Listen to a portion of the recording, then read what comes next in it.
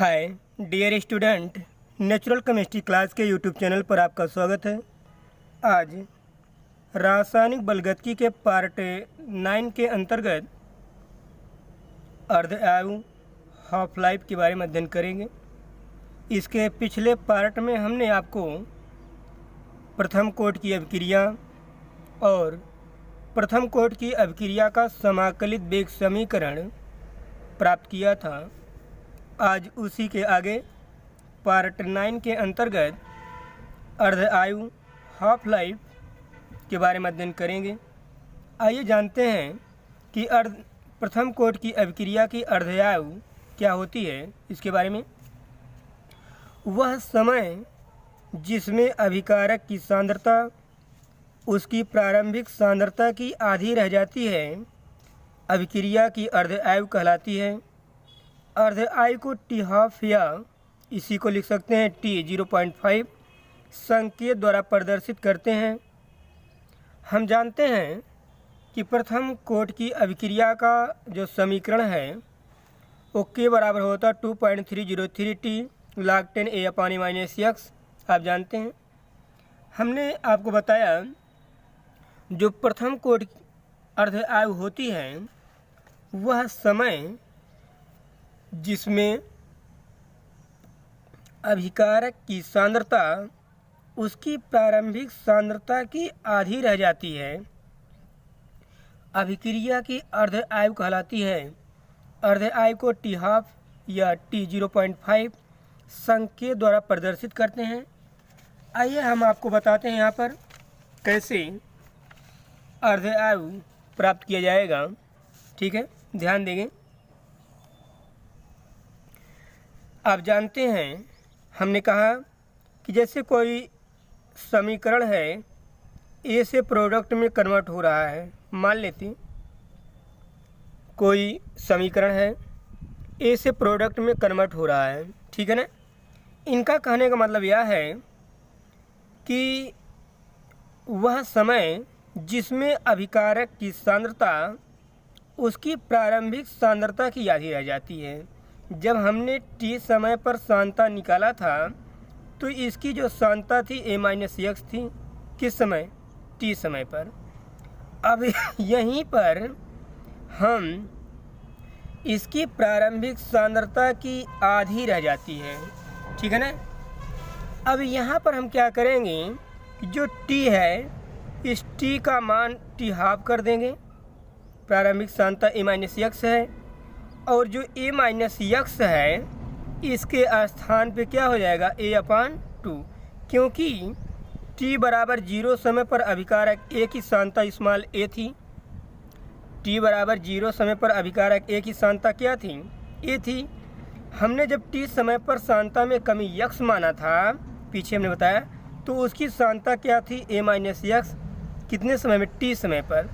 अब इसी जो समय है इसी समय को अर्धआयु हम निकाल रहे हैं, तो इसी समय को जब हम आधा कर देंगे तो ये जो अभिकारक की प्रारंभिक सांद्रता है, जो t बराबर 0 समय पर अभिकारक की प्रारंभिक सांद्रता है, उसी का क्या हो जाएगा? हाफ हो जाएगा।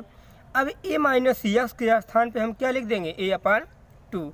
हम जानते हैं कि प्रथम कोटि की अभिक्रिया का समीकरण होता है के बराबर 2.303 टी log 10 A/(-x)। अब जानते हैं, अब यहीं पर हमको अर्धआयु निकालना है, तो इस टी के स्थान पे टी हाफ हो जाएगा। इसको पक्षांतर कर देंगे तो टी हाफ बराबर क्या हो जाएगा? 2.303 के इधर चलाएगा के log A/(-x) जो था टी समय पर जो अभिकारक की सांद्रता A-x थी। ध्यान देंगे थोड़ा, टी समय पर जो अभिकारक A की सांद्रता A-x हो गई थी, अब वही सांद्रता प्रारंभिक अर्धआयु पर, मतलब कि टी हाफ समय पर प्रारंभिक सांद्रता की क्या हो जा रही? आधी हो जा रही। तो प्रारंभिक सांद्रता A थी तो उसका आधा क्या होगा? A/2 होगा। हमने जब सांद्रता में कमी x माना था तो क्या माना था, जब सांता में कमी यक्स हुई थी तो इसी ए माइनस क्या माना था, ए माइनस यक्स हो गया था टी समय पर।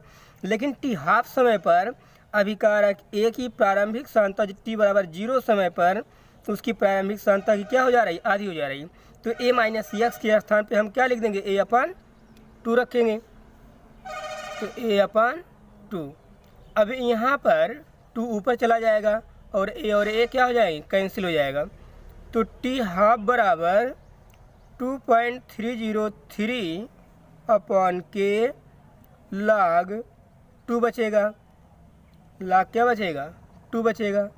log 2 का मान होता है 0.3010।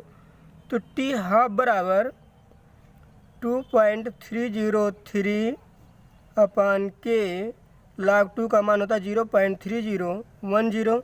जब इसको गुणा करेंगे तो आएगा 0.693 अपॉन के। टी हाफ बराबर 0.693 अपॉन के, यही क्या है, अर्ध आयु है। इस पर भी न्यूमेरिकल आते हैं, आप थोड़ा ध्यान से देखें। हमने आपको बताया कि जो अर्ध आयु निकाली जाती है, जब हमने आपको पहले बताया था कि ए प्रोडक्ट में कन्वर्ट हो रहा है तो टी बराबर 0 समय पर अभिकारक ए की सांद्रता हमने स्मॉल ए माना था। जो पीछे हमने प्रथम कोड की क्रिया बताई थी, हमने कहा कि जब टी समय बीतता है तो अभिकारक ए की सांद्रता में कमी कितनी होती, यक्स होती है। तो हमने ए माइनस यक्स कर दिया था।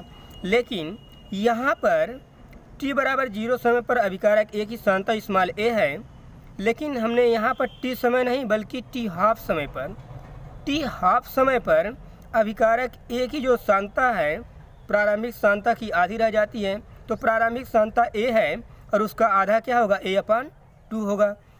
यही होगा ना, ये तो टी समय पर सांद्रता है, लेकिन हम अर्धयायु निकाल रहे हैं तो टी हाफ समय पर ए अपान क्या होगा, 2 होगा। प्रारंभिक सांद्रता ए है, उसका आधा क्या होगा, ए अपान 2 होगा। हम जानते हैं प्रथम कोड की अभिक्रिया का जो समीकरण है के बराबर होता है 2.303 अपॉन टी log 10 ए अपान ए माइनस यक्स। अब यहीं पर ए माइनस यक्स के स्थान पे जो ए माइनस यक्स आ रहा था टी समय पर, तो टी हाफ समय पर सांद्रता कितनी हो गई, ए अपान 2 हो गया। जहां हम टी लिखते थे वहां पर टी हाफ लिखेंगे और जहां ए माइनस यक्स लिखते थे वहां पर ए अपान 2 रख देंगे।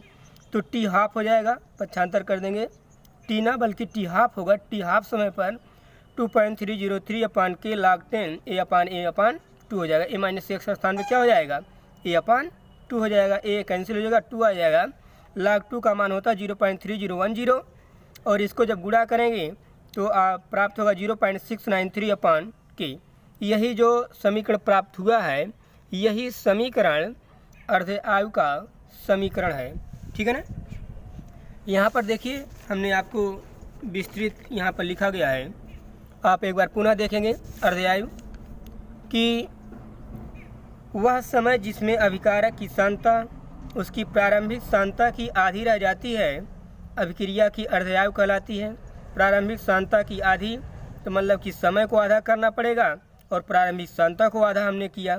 तो अर्धआयु को टी हाफ से या टी 0.5 2 से 1 में डिवाइड कर देंगे तो 0.5 संकेत द्वारा प्रदर्शित करते हैं। आप जानते हैं कि प्रथम कोड की अभिक्रिया का जो समीकरण होता है वो होता है के बराबर 2.303 अपॉन टी log 10 ए अपॉन ए माइनस यक्स। हमने कहा कि यदि टी के स्थान पर टी हाफ और ए माइनस यक्स के स्थान पर ए अपॉन 2 रखने पर निम्नलिखित संबंध प्राप्त होता है।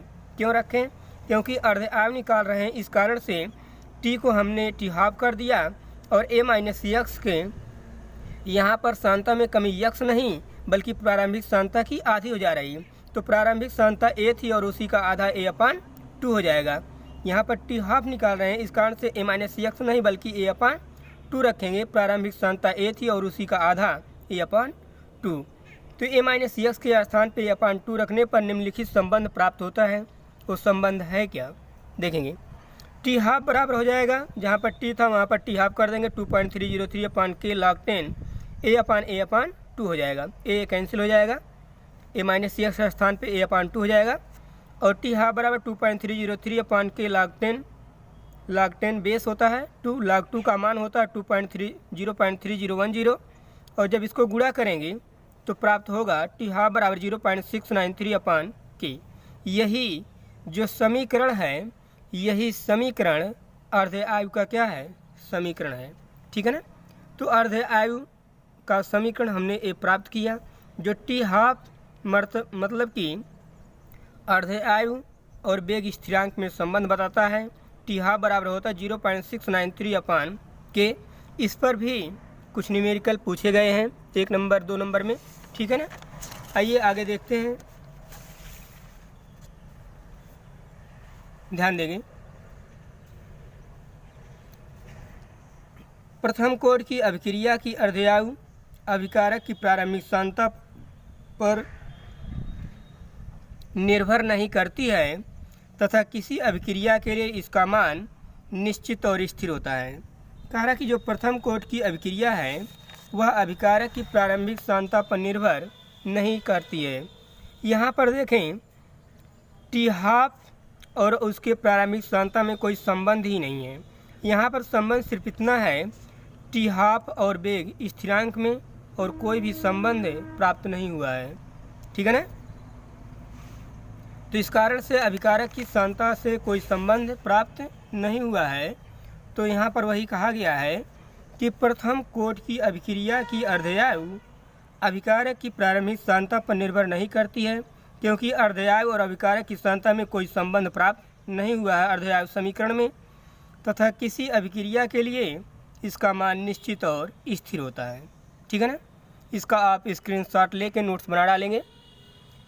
अब उसी के आगे प्रथम कोड की अभिक्रियाओं के लक्षण, इनका क्या कैरेक्टर होता है, इसके बारे में जानते हैं। प्रथम कोड की अभिक्रिया के क्या लक्षण हैं, आइए इसके बारे में जानते हैं। ठीक है ना।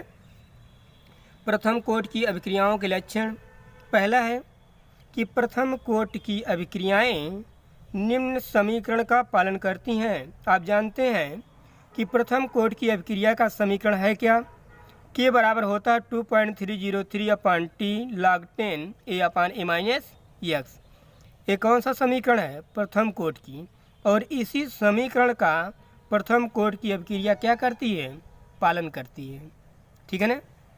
दूसरा कैरेक्टर ये है कि प्रथम कोड की अभिक्रिया के वेग स्थिरांक का मान अभिकारक की सांद्रता व्यक्त करने की यूनिट पर निर्भर नहीं करता है, क्योंकि हमने जो संबंध प्राप्त किया है वो संबंध आया है टी हाफ बराबर 0.693 अपान के। यहाँ पर अर्धआयु और अभिकारक की सांद्रता में कोई संबंध नहीं उत्पन्न हुआ है। इस कारण से प्रथम कोड की अभिक्रिया के वेग स्थिरांक का मान अभिकारक की सांद्रता व्यक्त करने की यूनिट पर निर्भर नहीं करता है। ठीक है ना। दूसरा कैरेक्टर ये है कि जो प्रथम कोड की अभिक्रिया की अर्धआयु है वह अभिकारक की सांद्रता व्यक्त करने की यूनिट पर निर्भर नहीं करता है, क्योंकि जो अर्धआयु प्राप्त हुआ है उस अर्धआयु और प्रारंभिक सांद्रता में कोई संबंध प्राप्त नहीं हुआ है। तीसरा ये बताता है, तीसरा कैरेक्टर, कि प्रथम कोड की अभिक्रिया की अर्धआयु टी हाफ अभिकारक की प्रारंभिक सांद्रता पर निर्भर नहीं करती है। ये जो समीकरण देखने से स्पष्ट हो रहा है कि इस समीकरण में टी हाफ और अभिकारक की प्रारंभिक सांद्रता में कोई संबंध नहीं उत्पन्न हुआ है। यहाँ पर इस समीकरण में सिर्फ अर्धआयु और वेग स्थिरांक में संबंध है जो एक दूसरे के व्युत्क्रमानुपाती हैं, और अर्धआयु और अभिकारक की प्रारंभिक सांद्रता में कोई संबंध नहीं उत्पन्न हुआ है। ठीक है ना। तो तीसरा कैरेक्टर यही कह रहा है कि प्रथम कोड की अभिक्रिया की अर्धआयु अभिकारक की प्रारंभिक सांद्रता पर निर्भर नहीं करती है। ठीक है ना। प्रथम कोड की अभिक्रिया की अर्धआयु अभिकारक की प्रारंभिक सांद्रता पर निर्भर नहीं करती है। हम जानते हैं कि टी हाफ बराबर होता है 0.693 अपान के, जो कि ये समीकरण बताता है कि अर्धआयु और अभिकारक की सांद्रता में कोई संबंध यहाँ पर व्यक्त नहीं हो रहा है। ठीक है ना। तो इस प्रकार से हमने आपको आज बताया कि अर्ध आयु क्या होता है और प्रथम कोड की अभिक्रिया के प्रमुख लक्षण क्या हैं। आप इसका स्क्रीनशॉट ले लेंगे और प्रथम कोड की अभिक्रिया के लक्षण इन सभी का नोट्स आप बना डालेंगे, ठीक है ना। इस प्रकार से आज का क्लास अर्ध आयु और प्रथम कोड की अभिक्रिया के लक्षण के साथ समाप्त होता है। नेक्स्ट क्लास अगले दिन। Thank you very much.